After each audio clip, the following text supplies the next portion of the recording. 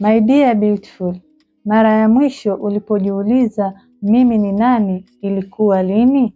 Umejitoa kwa kila mtu, lakini umejisahau wewe mwenyewe. Unawapenda wengine, lakini umejisahau kujipenda wewe mwenyewe. Unawasaidia wengine, lakini umesahau kujisaidia wewe mwenyewe.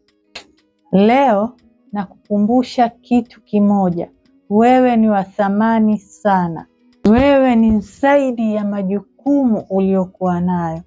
Wewe ni zaidi ya nafasi ulionayo. Wewe ni zaidi ya kile unachowafanyia wengine. Kwa hivyo basi, jipende, jithamini, jikumbuke. Kumbuka kwamba haupo hapa kuishi kwa ajili ya wengine pekee, pia kwa ajili yako mwenyewe. Hivyo basi, tagi wanawake wengine wanaohitaji kusikia hili.